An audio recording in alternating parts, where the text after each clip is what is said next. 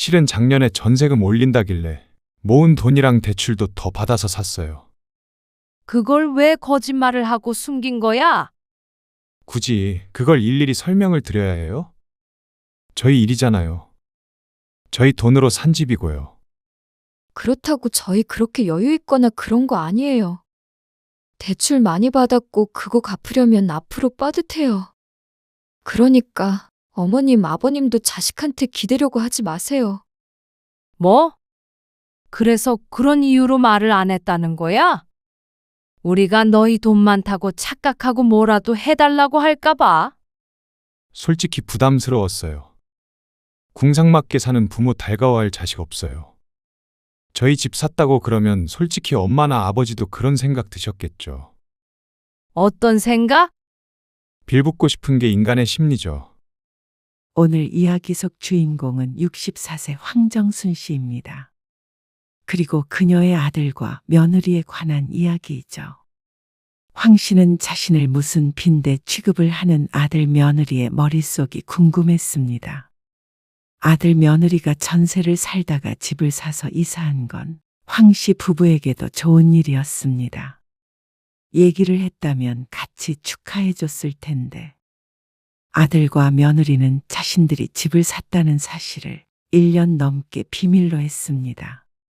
황 씨는 그런 줄도 모르고 전세가 오른다는 뉴스에 도움을 줘야 하나 고민을 하기도 했습니다. 그리고 그렇게 감췄던 이유가 바로 부모가 빌붙을까봐 무서워서라니. 세상에 어쩜 이렇게 기막힌 일이 다 있나 싶었습니다. 자식에게 빌붙을 만큼 경제적 여유가 없는 것도 아니었고 그럴 생각도 없었습니다. 아들의 생각처럼 돈이 없었다고 하더라도 말이죠. 그런데 황 씨의 생각 같은 건 중요하지 않았습니다. 아들과 며느리에게는 부모란 짐 같은 존재였습니다. 자신들 먹고 살기에도 바쁜데 더 나이 들면 챙겨야 하는 부담감이 있었던 것 같기도 했습니다. 모두 오해에서 비롯된 일이긴 하지만 의미 없었습니다. 오해든 아니든 부모가 도움이 필요한 상황이 오더라도 아들이 등을 돌릴 것이라는 걸 미리 알게 된 것뿐이었습니다. 모진 말로 상처를 주고 돈 때문에 부모와 거리를 두는 아들 며느리를 황 씨 부부도 더 이상은 자식으로서 대할 가치를 못 느꼈습니다. 황 씨는 베란다 창문을 열고 빨래를 널었습니다. 오래된 아파트의 베란다는 여기저기 녹슨 부분이 보였습니다. 하지만 볕이 잘 들고 시야가 확 트여 있어 빨래를 널 때마다 기분이 좋았습니다. 거실로 들어오니 남편은 같은 자세 그대로 신문을 읽고 있었습니다. 퇴직한 지 수년이 지나 이제는 조용히 이렇게 둘이서 하루를 보내는 것이 일상이 되어 있었습니다. 베란다에 페인트 칠 좀 해야겠는데요. 그래? 이따가 사올게. 남편은 익숙하다는 듯 이 대답했습니다. 나간 김에 문고리 좀 사와야겠다. 최근 들어 욕실 문고리가 고장이 나서 문이 잘 닫히지 않는 상태였습니다. 황 씨는 또 고칠 데가 없는지 집을 둘러보았습니다. 아들이 어려서부터 함께 살았던 낡은 아파트는 세월의 흔적이 가득했습니다. 리모델링 한 적 없이 그때그때 고장난 부분만 수리를 해서 살았기에 빈말로라도 예쁜 집이라고는 할 수 없었습니다. 하지만 황 씨 부부만 느끼는 아늑함이 있었죠. 텔레비전은 낡았고 소파는 가죽이 벗겨진 곳을 천으로 덮어두었습니다. 냉장고도 요즘에는 팔지 않을 법한 촌스러운 색이었죠. 하지만 황 씨 부부에게는 아무런 문제가 되지 않았습니다. 전자제품은 작동을 하면 됐고 소파는 앉을 수 있으면 된다는 게 황 씨 부부의 지론이었습니다. 어떻게 보면 그 부분에 있어서 의견이 일치하니 천생연분이라고 할 수 있었죠. 그런 황 씨 부부에게는 아들이 하나 있었습니다. 무리하지 말고 전세로 시작해서 천천히 집 넓혀. 그것도 재밌잖아. 집값을 계속 오르는데 내 집에서 시작하는 거랑 다르죠. 그런다고 대출을 잔뜩 받으면 그거 이자는 어떻게 감당하려고 그래? 아들이 결혼 준비를 할 때였습니다. 황 씨 부부는 아들이 결혼하면 주겠다고 몇 년 전부터 약속했던 금액 5천만 원을 주며 말했습니다. 이 이상은 못 도와줘. 모아둔 돈이랑 앞으로 벌 돈 그거 다 고려해서 형편에 맞게 시작해. 그게 황 씨 부부의 지론이었습니다. 5천만 원을 지원해 줬던 것은 그래도 시대를 반영한 것이었습니다. 집값이 비싸고 전세라고 해도 헐값이 아니니 그 정도 도움은 필요하다고 느꼈습니다. 그리고 그 외에는 아들의 몫이라고 생각했습니다. 아들이 취직을 할 때까지 뒷바라지를 했으니 말이죠. 아들은 5천만 원을 적다고 생각한 것 같았습니다. 하지만 그렇다고 해서 더 달라고 떼를 쓰지도 않았습니다. 지금 생각해보면 아들은 그 정도가 황 씨 부부의 최선이라고 생각했던 것 같았죠. 아들은 아담하지만 깔끔한 아파트에 신혼살림을 차렸습니다. 발품을 팔아서 시세보다도 저렴하게 들어갔다며 좋아했습니다. 그리고 결혼한 지 얼마 1년이 지났을 무렵부터 아들 부부는 아이를 계획했습니다. 둘 다 어린 나이가 아니니 서두르는 눈치였습니다. 근데 만약 애가 태어나면 지금 살고 있는 집은 너무 좁지 않을까 걱정돼요. 애 하나 있다고 집이 좁지 않지. 둘, 셋 낳게 될 때쯤이면 넓혀서 갈 수 있지 않겠어? 평수는 작아도 방도 3개의 욕실도 2개였습니다. 거실도 작고요. 안방 빼고는 다 크기가 작아서. 그러면 애 크기 전에 늘려서 이사 가야지. 그러자 아들과 며느리는 근심 어린 표정을 지었습니다. 근데 요즘 집값이 부지런히 모아. 사치 부리지 말고. 황 씨는 속으로 혀를 찼습니다. 집 걱정을 한다는 아들이 지난달에 멀쩡해 보이는 차를 큰 것으로 바꾼 게 떠올랐습니다. 애기 태어나면 큰 차가 필요하다며 말이죠. 남편이 말려보았지만 소용없었습니다. 알아서 할 테니 걱정 말라는 말이 돌아와서 황 씨 부부는 이런 조언이 오지랖인 걸 깨달았습니다. 대신 아들 며느리에게 다른 쪽으로 보탬이 되고자 가끔씩 반찬을 싸주곤 했습니다. 어느 날 아들이 황 씨 집에 방문한 날이었습니다. 뭔가를 가지러 집에 온다길래 미리 반찬 몇 가지를 준비했죠. 아들 내외가 오면 황 씨가 한 음식을 맛있게 먹기에 그랬던 것인데 젊은 사람들은 그게 싫었던 모양이었습니다. 일찍 일어나 끓인 장조림과 새로 무친 겉절이를 반찬통에 담아 종이백에 넣어두었습니다. 그리고 아들이 필요한 물건을 챙겨가려고 하길래 준비했던 종이백을 내밀었습니다. 이거 가져가. 김치랑 장조림인데 너희 이거 잘 먹잖아. 그런데 평소 같았으면 아무렇지 않게 챙겼을 아들의 표정이 미묘해졌습니다. 엄마, 앞으로는 반찬 싸주지 마세요. 왜? 잘 안 먹어. 싸주시면 먹긴 먹는데 그냥 요즘에 이렇게 반찬 싸주는 거 좋아하는 자식들 없어요. 아들의 말에 황 씨는 다소 놀랐습니다. 나름대로 생각해서 준다고 준 건데 그게 별로 좋지 않았던 모양이었습니다. 그래? 몰랐어. 둘이 사는데 밑반찬 만들고 하려면 돈 들고 재료도 다 남고 그러잖아. 번거롭기도 하고. 그래서 너희한테 도움 주려고 했던 거야. 이리 줘. 황 씨는 별로 기분이 나쁘지 않았습니다. 원하지 않는 걸 억지로 줄 생각도 없었습니다. 음식도 버리는 게 아니라 황 씨 부부가 먹으면 그만이니까 상관없었죠. 그런데 아들은 신발을 신다 말고 다시 뒤돌아보며 한마디를 더 보탰습니다. 도움은 이런 게 아니고요. 보통은 다 돈으로 도움을 주죠. 그렇다고 엄마한테 돈 달라는 건 아니고요. 그러더니 아들이 황 씨의 집을 잠시 훑었습니다. 워낙 순식간이었지만 바로 앞에 마주보고 있던 황 씨의 눈엔 정확하게 보였습니다. 이런 집에 살고 있는 부모에게 무슨 돈을 바라냐. 이런 표정이라고 생각했다면 과한 상상일지. 가볼게요. 쉬세요. 아들이 나간 뒤 황 씨는 조금 어리나가 있는 표정을 지으며 서 있었습니다. 그리고 고개를 갸웃거렸습니다.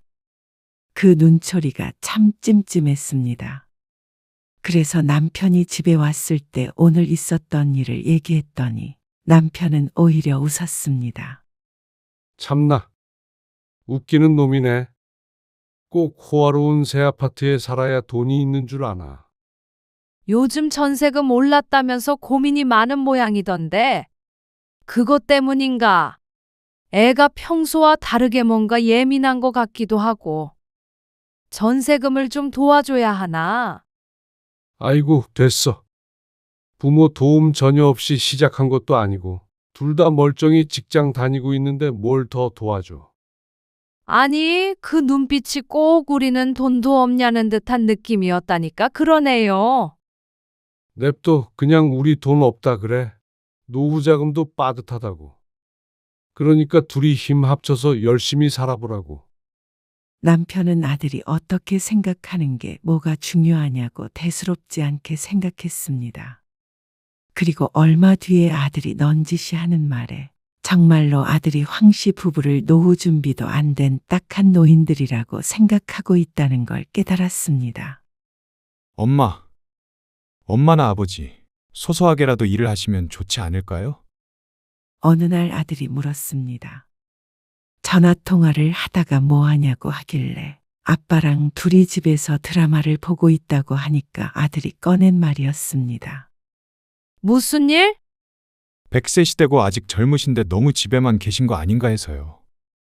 집에만 있기는 이따가 오후에 산책도 나가기로 했어. 그런 거 말고요. 용돈벌이도 조금씩 하면 좋잖아요. 강조하는 말에 황 씨는 문득 지난번에 있었던 일이 떠올랐습니다. 요즘은 70세 넘어서까지도 노후 준비해야 한다고 그러잖아요. 저 아는 친구 할머니는 지금 99세인데도 아직 살아계신데요. 아이고, 엄마 아빠 걱정은 하지 마. 너희 걱정이나 해라. 주인이 전세금 올려달라고 했다며? 네, 황 씨의 말에 아들은 급격히 목소리를 내리깔았습니다. 괜찮은 거지? 네, 뭐, 얼버무리는 게 무슨 뜻인지 몰랐습니다. 하지만 남편의 말처럼 알아서 잘 알 거라고 믿었습니다.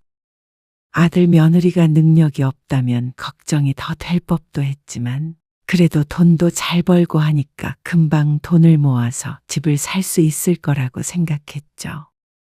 물론 너무 힘들다면 부모로서 그냥 지나칠 수는 없겠지만 말이죠. 그리고 그 뒤로는 전세금을 올려서 주었는지 별말이 없었습니다.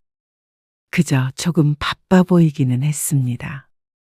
전화통화가 얼른 안 될 때가 있었고 받아도 바쁘다고 말하고 10초도 안 되어 끊는 경우도 많았죠. 열심히 살고 있구나 싶었습니다. 그러던 어느 날이었습니다. 황 씨의 생일에 아들과 며느리가 왔습니다. 여기 생신 선물이요. 이런 거 안 줘도 된다니까 그러네. 그래도 아버지랑 내일 맛있는 거라도 사드세요. 저금을 해두시던가요. 아들이 모처럼 주는 용돈을 한두 번 사양하다가 이내 기쁘게 받았습니다. 봉투에 들어있는 건 5만 원짜리 4장이었습니다. 하지만 황 씨가 아들 며느리를 위해 차린 밥상을 생각하면 그게 그 돈이나 마찬가지였습니다. 소갈비에 전복찜에 아들네가 올 때마다 특별식이 올라갔죠. 근데 에어컨 소리가 크네요. 에어컨. 그런가? 모르겠네. 오래돼서 그렇겠지.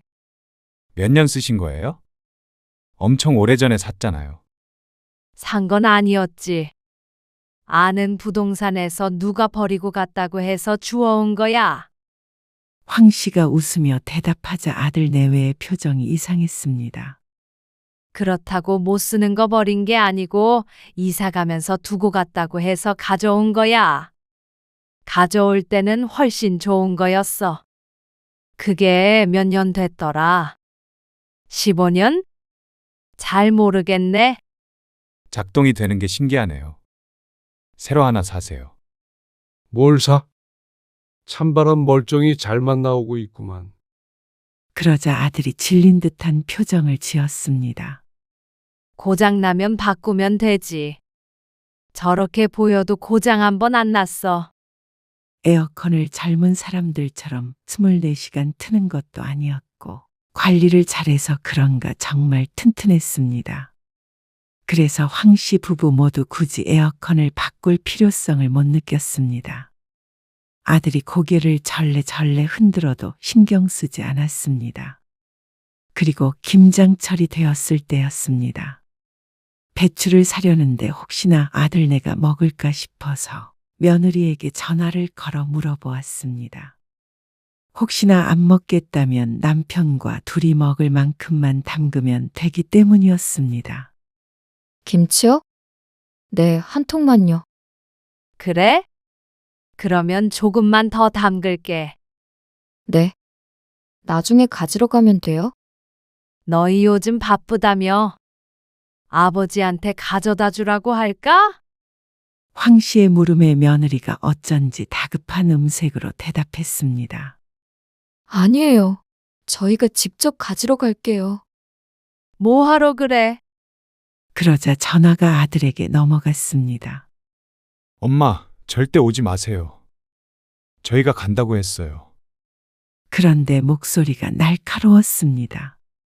귀찮은데 가지러 오라고 한 것이 아니라 가져다 주겠다고 하는데도 말이죠.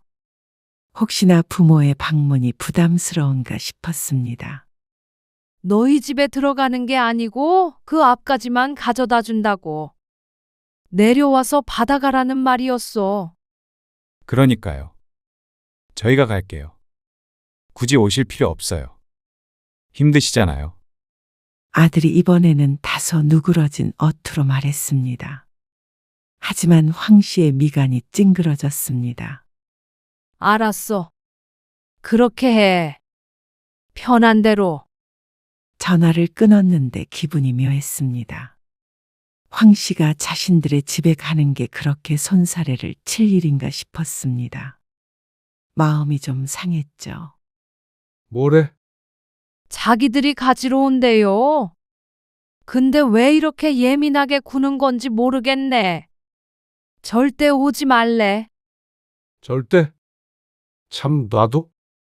요즘 젊은 애들이 다 그런가 보지. 그리고 몇 달 뒤 설날이었습니다. 당일 아침에 함께 떡국을 먹고 아들이 휴대폰을 만지작거렸습니다. 초가에 가야 하지 않아? 차 막히겠다. 황 씨는 남편의 휴대폰을 들어 차가 막히는지 보려고 내비게이션을 켰습니다. 사돈네가 사는 대략적인 동네를 찍어봤는데 3시간이 걸린다고 떴습니다. 명절이라 평소보다 더 막혔죠. 아, 집에 들렀다가 가야 하는데. 집에 왜 들러? 설 선물 사놓은 걸 장모님 드릴 걸 차에 안 넣어놨더라고요. 정말? 얼른 가야겠다. 아들네 집과는 정반대 방향이었기에 시간이 오래 걸리겠구나 싶었습니다. 지금 우리 집에서 출발했을 때 얼마나 걸린다고 떠? 그렇게도 찍어볼 수 있나? 차 막혀? 며느리가 아들에게 묻자 아들이 무심코 대답했습니다. 잠깐만. 출발지를 우리 집으로 하고 지금 2시간 반 걸린다고 뜨네. 그 대답에 아내는 고개를 끄덕였는데 반면에 황 씨는 고개를 갸웃거렸습니다. 황 씨의 집에서 3시간이 걸리는데 아들의 집에서 2시간 반밖에 안 걸릴 리가 없었습니다. 위로 올라갔다가 내려가야 하는데 2시간 반 걸린다고. 내가 찍어봤을 땐 3시간 걸리는데 너희 집에선 사돈네가 더 멀잖아. 그런데 아들의 눈이 조금 커졌습니다. 황 씨가 쳐다보자 아들은 잠깐 침묵하더니 대답했습니다. 엄마 내비게이션 업데이트 안 하신 거 아니에요? 아, 그리고 장모님 댁 정확한 주소 찍으신 건 아닐 거 아니에요. 그렇긴 한데 그 정도로 차이가 나나? 이게 고장 났나? 오차가 있을 수도 있죠. 어떤 코스로 가느냐에 따라서도 다르고. 어쨌거나 차 막히는 것 같으니까 일어나 볼게요. 그래. 알았다. 아들의 표정이나 말투가 이상했지만 더 묻지 않았습니다. 아들이 깔아줘서 쓰고는 있지만 이런 휴대폰 앱 같은 건 아들이 더 잘 할 테니 말이죠. 그리고 그 일은 잊혀졌습니다. 그리고 시간이 흘렀죠. 감자 한 박스 보냈어. 감자요? 아이고, 잘 먹을게요. 요즘 감자 비싸던데. 맞아. 아, 그리고 재현이한테도 보냈다. 재현이한테도요? 황 씨의 아들에게도 감자를 보냈다는 신우이. 신우이는 시골에 살고 있는데 텃밭에 기른 작물들을 때 되면 이렇게 한 박스씩 보내주곤 했습니다. 주소는 어떻게 알고요? 왜 몰라? 작년에 옥수수 보내줬었잖아. 아, 맞다. 아이고, 감사해요. 우리한테만 보내주면 알아서 나눠 먹을 텐데. 많이 먹으면 좋지. 너무 많으면 주위에도 나눠주고 해. 잘 먹을게요. 어제 보냈는데 내가 전화하는 걸 깜빡해가지고 이제 말해주네. 아마 오늘 내일 도착할 거야. 황 씨는 웃으며 신우이와의 통화를 마쳤습니다. 그러고는 아들에게 전화를 걸었습니다. 재현아, 시골에 고모가 감자 보내셨다네? 아, 그래요? 나중에 좀 가지러 갈게요. 아니, 그게 아니고. 고모가 글쎄 너희 집에도 한 박스 보내셨대. 네? 아들이 당황한 기색으로 말했습니다. 저희 집으로 보냈다고요? 그래. 많으면 앞집에도 좀 나눠주고 그래. 아니, 왜 말도 없이 보내요? 그걸. 택배를 보냈다고 하니까 가지러 오겠다더니 자기 집으로 보냈다니까 갑자기 화를 냈습니다. 왜? 많이 먹으라고 한 박스씩 보내주셨대. 달라고 하지도 않았는데 왜 마음대로 보내냐고요. 마음대로 감자를 뺏어간 것도 아니고 준 것인데 이렇게까지 반응할 일인가 싶었습니다. 먹기 싫으면 말어. 왜 짜증을 내니? 택배 도착하면 아빠한테 가지러 가라고 할게. 황 씨도 기분이 상했습니다. 자신한테 화내는 것은 아니었지만 아들의 태도가 마음을 안 좋게 했습니다. 혹시나 버리지 마. 엄마 아빠가 먹으면 되니까. 너희 고모가 얼마나 정성껏 농사 짓는 줄 아니? 오지 마세요. 뭐만 하면 집으로 온다고 그러세요? 뭐? 택배 받으면 제가 가져다 드릴 테니까 오지 마시라고요. 아니, 그러니까 왜 번거롭게 말도 안 하고. 됐어. 그대로 둬. 생각해서 줘도 난리야? 황 씨도 언성을 높였습니다. 제가 가지고 가겠다고요. 집에 찾아오고 그러시는 거는 불편해요. 그러고서 전화가 끊어졌습니다. 황 씨는 한동안 휴대폰을 들고 멍하니 앉아 있었습니다. 감자 한 상자가 그렇게 큰 문제인가?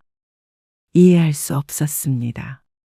감자 때문에 화를 내는 것도 그랬고, 굳이 자기가 갖다 주겠다며 소리를 치는 것도 황당했습니다. 말을 안 하고 보낸 게 잘못이라면 잘못일 수 있지만, 결코 이렇게 언성을 높일 일은 아니라고 생각했죠. 그리고 정말로 다음 날 저녁에 아들 부부가 감자 상자를 들고 찾아왔습니다. 점심쯤에 황 씨도 감자를 받아서 다용도실에 정리를 해둔 참이었습니다. 남편은 외출해서 없는 상태였죠. 이거 받으세요. 아들은 감자 박스를 식탁에다 올려두었습니다. 그러더니 말했습니다. 어제는 제가 회사에서 좀 스트레스 받는 일이 있어서요. 큰 소리 내서 죄송해요. 아니다. 황 씨는 불편한 기색을 감췄습니다. 이렇게 먼저 사과를 하는데 계속 서운해하면 토라진 것처럼 밖에 안 보일 것 같았습니다. 밥은? 먹었어? 저녁 약속 있어요. 그런데 그때 아들이 식탁 위에 올려져 있던 종이를 들어 올렸습니다. 어제 목욕탕에 다녀왔다가 지인에게 받은 것이었습니다. 이게 뭐예요? 아들이 물었습니다. 황 씨는 아무렇지 않게 대답했습니다. 목욕탕에서 아는 사람이 주더라고. 요즘 실버타운이 그렇대. 실버타운 홍보 팜플렛이었습니다.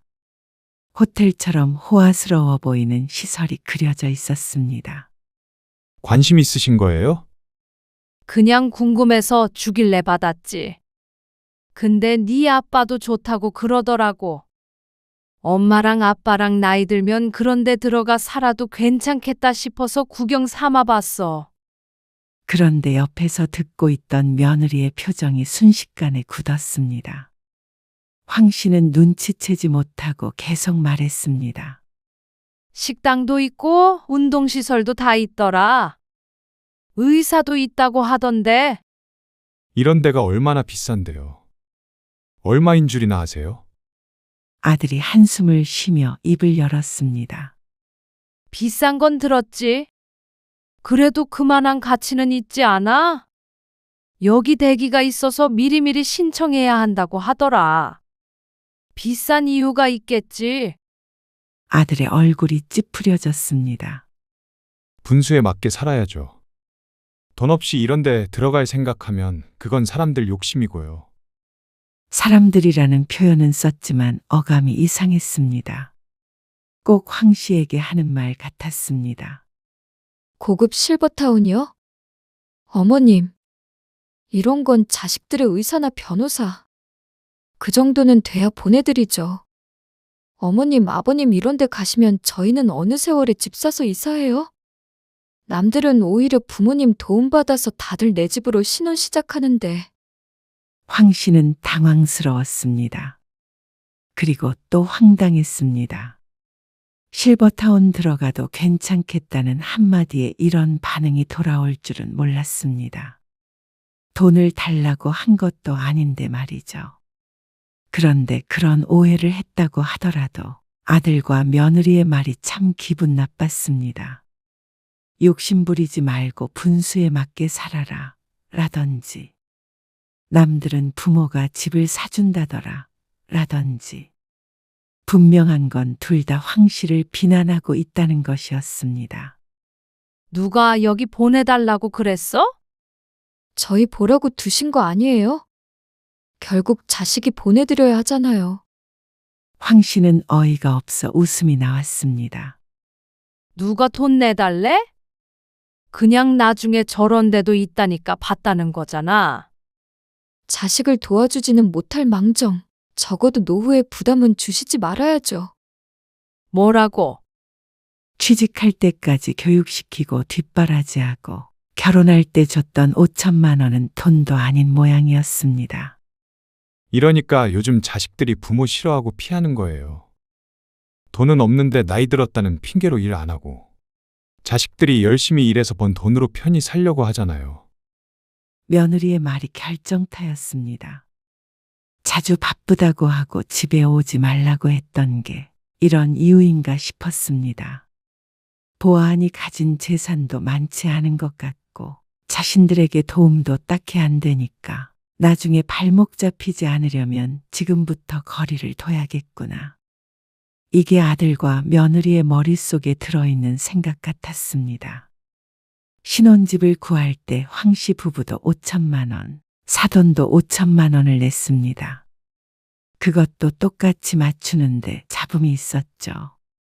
그런데 그렇다면 며느리도 과연 자신의 부모한테 이런 식으로 말할지 궁금했습니다. 아들에게는 더 큰 실망을 하게 되었습니다. 이게 내 자식이 맞나 싶었습니다. 그래도 바르게 키웠다고 생각했고 부모의 마음을 알아줄 거라고 생각했죠. 하지만 크나큰 착각이었습니다. 아들이나 며느리나 똑같았습니다. 부부가 아주 잘 만났다 싶었습니다. 황 씨는 천천히 자리에서 일어났습니다. 실버타운을 가든 깡통 차고 나앉든 너희한테는 죽었다 깨어나도 도와달라고 할 일 없을 테니까 걱정 마. 서로 각자 잘 살자. 이제 됐지? 마음에 짐 덜었지? 이만 가봐라. 황 씨는 아들 내외를 집에서 몰아냈습니다. 그리고 다시 돌아섰는데 식탁에 올려져 있는 감자박스와 실버타운 팜플렛을 보고 울컥했습니다. 어쩐지 눈물이 날 것 같아서 눈을 오히려 부릅떴습니다. 저런 자식에게는 눈물 한 방울도 아까웠죠. 그날 일은 남편에게도 말하지 않았습니다. 아마 남편이 알았다가는 쓰러질지도 몰랐습니다. 황 씨는 며칠 동안 밥맛도 없었고 잠도 잘 오지 않았습니다. 남편은 걱정스러운 눈으로 바라보았지만 그녀는 괜찮다고만 했습니다. 사흘째 되는 날, 정수는 집안을 둘러보다가 아들 부부가 두고 간 물건들이 눈에 들어왔습니다. 명절에 두고 간 양말 한 짝, 넥타이 같은 자잘한 물건도 있었고 아들이 함께 살 때 섰던 낡아빠진 책 같은 것도 있었습니다.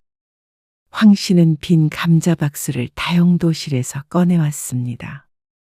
그러고는 그 물건들을 전부 박스 안에 넣었습니다. 도저히 괘씸해서 안 될 것 같았습니다. 뭐해? 재현이한테 보내려고요. 그걸 왜? 필요하대? 여기 둬서 뭐해요? 황 씨는 박스를 테이프로 봉했습니다. 그리고 다음 날 택배로 보내버렸죠. 택배를 받았을 때 아들이 조금이라도 깨달음이 있었으면 했습니다. 그런데 이틀 뒤 모르는 번호로 전화가 걸려왔습니다. 지역 번호가 찍혀 있어서 스팸 전화인가 하고 조심스럽게 받아보았습니다. 그런데 뜻밖의 발신자였습니다. 여보세요? 여기 드림아파트 관리실인데요. 아, 네. 아들이 살고 있는 아파트 관리실이었습니다. 여기 택배가 왔는데요. 받는 분이 이사 가신 지 꽤 됐어요. 네? 황 씨는 얼빠진 목소리로 대꾸했습니다. 거기 적힌 주소가 백사동 1101호 아닌가요? 네. 맞는데요. 여기 적힌 성함 보니까 전에 사셨던 분 같아요. 지난번에도 택배가 이렇게 왔는데 전에 사시던 분이 가져갔다고 하시더라고요. 근데 또 똑같은 택배가 오니까 집주인께서 맡겨놓고 가셨어요. 전에 사시던 분이 전화를 안 받으셔서 보내는 사람의 적힌 번호로 전화 드리는 거예요. 관리인의 전화에 황 씨는 할 말을 잃고 서 있었습니다. 택배 이거 가지고 가주셔야겠는데, 그리고 앞으로는 이쪽으로 보내지 마세요. 분실돼요. 아, 예. 제가 찾으러 가겠습니다. 이사한 지 한참 됐다니. 이게 도대체 무슨 말인가 싶었습니다. 그런 말은 들어본 적도 없었습니다. 분명히 감자도 그 주소로 보냈고 아들이 가져왔는데 생각을 더듬어 보자 황 씨는 번개를 맞은 듯한 깨달음을 얻게 되었습니다. 감자를 보냈을 때도 김장김치를 갖다 준다고 했을 때도 아들의 태도가 이상했습니다. 번거롭다고 난리를 치면서도 굳이 자기가 올 테니까 제발 오지 말라고 했던 것. 그리고 설날에 내비게이션 찍을 때도 이상했습니다. 한번 이상하다고 생각하니 그동안 많은 사인들이 있었던 것 같았습니다. 그러니까 이사를 했다는 사실을 일부러 숨겼다는 그런 사인들 말이죠. 황 씨가 전화를 끊자 옆에 있던 남편도 황당하다는 듯이 말했습니다. 이게 지금 무슨 소리야? 재현이가 이사를 가? 황 씨는 잠시 말이 없다가 설명했습니다. 남편이 모르고 있던 이야기들도 있었습니다. 그리고 덧붙여 지난번에 실버타운 이야기까지 하자 남편이 불같이 화를 냈습니다. 그러고는 당장 아들에게 전화를 걸어보라고 했습니다. 재현아, 너희 이사했어? 그러자 전화기 너머로 잠시 침묵이 흘렀습니다. 엄마, 이따가 집으로 갈게요. 나중에 얘기해요. 지금 대답해봐. 퇴근하고 갈게요. 그렇게 전화는 끊어졌습니다. 남편과 황 씨는 몹시 혼란스럽고 심란한 상태였습니다. 도대체 이사를 했다는 사실을 숨겨야 하는 이유가 뭐였는지 황 씨는 도저히 몰랐습니다. 혹여나 황 씨 부부가 아들네 집에 찾아갈까봐 그랬던 것인지, 혹은 아들이 말했던 것처럼 이것도 부모와 거리두려는 젊은 사람들의 심리 때문인 것인가. 그리고 굳이 찾아와서 얘기하겠다는 아들도 이해가 안 갔습니다. 시간이 지나 저녁 늦은 시간 아들이 며느리와 함께 찾아왔습니다. 숨겨야 했던 피치 못할 사정이 있었는지 궁금했습니다. 언제 이사했어? 전세금 올라서? 더 싼 전셋집 구해서 이사한 거야? 황 씨의 질문에 아들은 머뭇거리다 입을 열었습니다. 네. 맞아요. 근데 왜 숨겼는데? 택배 보낼 때도 그렇고 너희 집 간다고 했을 때도 말 안 했잖아. 이사했다는 한마디면 되는걸? 어쩌다 보니까요. 타이밍이 그렇게 됐어요. 바쁘기도 하고. 아들은 말도 안 되는 변명을 했습니다. 이사했다는 말 한마디 하는데 1년 넘게 타이밍을 못 잡았다는 말을 믿으라는 것인지, 황 씨도 남편도 납득하지 못했습니다. 그러니 황당한 표정이 표시가 났던 모양이었습니다. 내내 조용히 있던 며느리가 갑자기 시근덕거리더니 날카로운 목소리로 말했습니다. 정말 답답해서 도저히 못 참겠어. 내가 왜 내 돈 주고 집을 샀는데 비밀로 해야 해? 황 씨 부부가 아닌 황 씨의 아들을 향해서 외쳤습니다. 그리고 그 내용을 들은 황 씨는 놀란 눈을 했습니다. 이게 무슨 소리야? 집을 사다니. 아니, 당신이 말하지 말자며. 그래도 자꾸만 거짓말 해야 하고 눈치 봐야 하는 게 답답해서 그래. 나도 이제 할 말은 좀 하면서 살고 싶어. 그러자 아들이 한숨을 쉬더니 황 씨에게 말했습니다. 실은 작년에 전세금 올린다길래 모은 돈이랑 대출도 더 받아서 샀어요. 그걸 왜 거짓말을 하고 숨긴 거야? 황 씨는 더 이해가 가지 않았습니다. 전셋집을 살다가 집을 사서 이사했다고 하면 축하해 줬을 텐데 왜 굳이 속여서 상황을 이렇게 만든 것인지 몰랐습니다. 그러자 아들이 대꾸했습니다. 굳이 그걸 일일이 설명을 드려야 해요? 저희 일이잖아요. 저희 돈으로 산 집이고요. 며느리도 그렇고 아들도 그렇고 자꾸만 석연치 않은 말을 했습니다. 자기 돈으로 산 집이니까 신경 쓰지 말라는 말 말이죠. 그렇다고 저희 그렇게 여유 있거나 그런 거 아니에요. 대출 많이 받았고 그거 갚으려면 앞으로 빠듯해요. 그러니까 어머님, 아버님도 자식한테 기대려고 하지 마세요. 뭐? 그래서 그런 이유로 말을 안 했다는 거야? 우리가 너희 돈 많다고 착각하고 뭐라도 해달라고 할까봐? 그 말이 맞는 듯 했습니다. 표정만 굳히고 말없이 서 있는 아들 내외를 황 씨는 거의 망연자실한 표정으로 바라만 보고 있었습니다. 어디서부터 어떻게 말을 꺼내야 지금 자신의 심정을 표현할 수 있는지 몰랐습니다. 아니, 세상에 존재하는 어떤 말로도 표현할 수 없을 것만 같았습니다. 그리고 그건 남편도 마찬가지인 듯 했습니다. 그때 아들도 며느리의 말을 거들었습니다. 솔직히 부담스러웠어요. 궁상맞게 사는 부모 달가워할 자식 없어요. 그 와중에 일은 안 하시고 실버타운 팜플렛 보고 계시고 저희 집 샀다고 그러면 솔직히 엄마나 아버지도 그런 생각 드셨겠죠. 어떤 생각? 빌붙고 싶은 게 인간의 심리죠. 아들의 입에서 빌붙는다는 단어가 나온 게 충격적이었습니다. 거보세요. 지금 이렇게 저희 추궁하고 계시잖아요. 황 씨도 남편도 전혀 그런 게 아니었습니다. 황 씨가 궁금한 건 왜 집을 샀다는 사실을 숨겼느냐였습니다. 집을 산 게 괘씸한 게 아니고 말이죠. 그럴 리가 없었습니다.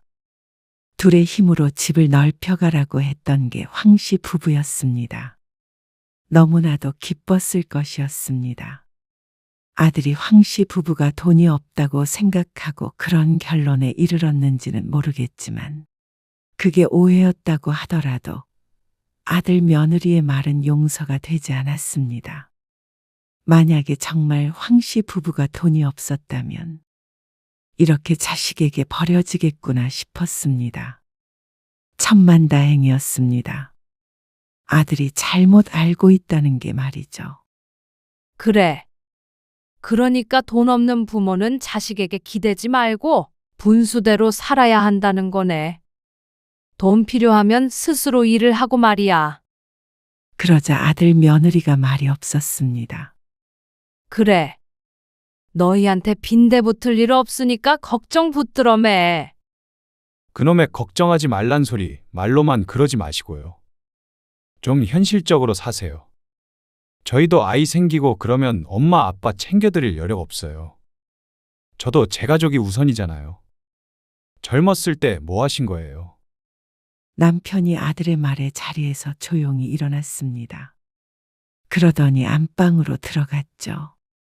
달그락 거리는 소리가 잠시 들리고 남편이 방에서 나왔습니다. 손에는 웬 서류 뭉치가 들려 있었습니다. 남편이 그걸 아들의 발치에 탁 소리가 나게끔 던졌습니다. 그거 안에 봐라. 이게 뭔데요? 열어서 봐. 아들이 짜증스런 표정으로 서류 봉투를 열어보았습니다. 복잡해 보이는 서류의 미간을 찌푸리며 한참 글을 읽어내려가던 아들의 표정이 일그러지기 시작했습니다. 믿기지 않는다는 듯 뒷장을 넘겼다가 다시 앞장으로 왔다가 꽤나 두꺼워 보이는 서류들을 훑었습니다. 이게 뭐예요? 전부 엄마 아빠 재산이에요? 아들의 말에 의아한 표정을 짓고 있던 며느리가 종이를 휙 가져갔습니다. 그리고 며느리의 반응도 같았습니다. 지난번에 세금 정리할 게 있어서 받아놨던 서류들인데 부동산도 있고 예금도 있고 연금도 충분해. 너희 도움 없어도 평생 먹고 살 수 있다고. 그럼 왜 여태 숨기신 거예요? 왜 이렇게 사셨는데요? 숨기긴 뭘 숨겨. 우리가 우리 재산 목록까지 자식한테 일일이 알려주고 살아야 해. 그리고 이렇게 사는 게 뭔데? 우리는 전혀 불편함 없이 잘 먹고 잘 살고 있다. 저 결혼할 때는 5천만 원만 주셨잖아요. 너는 5천이 적은 돈이야? 살아보니까 적든? 그러자 아들이 꿀먹은 벙어리가 됐습니다. 5천을 모으려면 어떤 사람은 10년이 걸리기도 했습니다. 부모에게 공짜로 받은 5천은 결코 적다고 생각되지 않았습니다. 그리고 내가 너한테 5천만 준 거야. 너 그만큼 키워준 건? 공부시켜준 건? 그건 다 공짜냐? 아들은 좋은 직장에 다녔습니다. 아들이 열심히 하기도 했지만 부모의 도움 없이는 그렇게 편하게 공부만 하지는 못했을 것이었습니다. 언제 이렇게? 언제라니? 그냥 한 푼 두 푼 아끼면서 평생 모았다. 오래된 에어컨 써가면서. 그래서 부동산도 투자했고 적금도 들었고. 그게 너랑 무슨 상관이야? 설마 부모에게 빌붙고 살려고 그런 거냐? 남편의 말에 아들은 어버버거리며 말을 잇지 못했습니다. 너희가 너희 돈으로 집을 사든 이민을 가든 우리는 상관없어. 자식한테 기대지 않고 살려고 열심히 살았고 너희한테 도움 청한 적 한 번도 없고 너희가 우리한테 준 게 뭔데? 생일에 줬던 용돈? 여태까지 줬던 거 전부 쳐도 몇십만 원 되지도 않는다. 오히려 걱정해야 할 사람은 우리 아니니? 황 씨의 말에 며느리도 무언가 크게 잘못됐다고 생각한 것 같았습니다. 그런 뜻이 아니고요. 저희는 그런 이유로 숨겼던 게 아니에요. 돌변한 태도의 황 씨는 냉소했습니다. 왜 이제 생각이 바뀌냐? 네 아버지가 알뜰하게 모아서 조금 쓰고 살다 죽으면 다 외아들 주자고 했는데 그건 이제 안 되겠다. 이제 다 필요 없지. 열심히 써야겠다. 이제부턴 네 말처럼 궁상 떨지 말고 말년에 매일 호텔에서 사는 한이 있어도 다 쓰고 죽을 테니까 행여나 기대는 하지 말아라. 그리고 앞으로는 이렇게 찾아오지도 말아라. 돈 없으면 빌붙고 싶어지는 게 인간의 심리라며. 나도 그런 자식은 사양이야. 아들과 며느리의 얼굴이 흑빛이 되었습니다.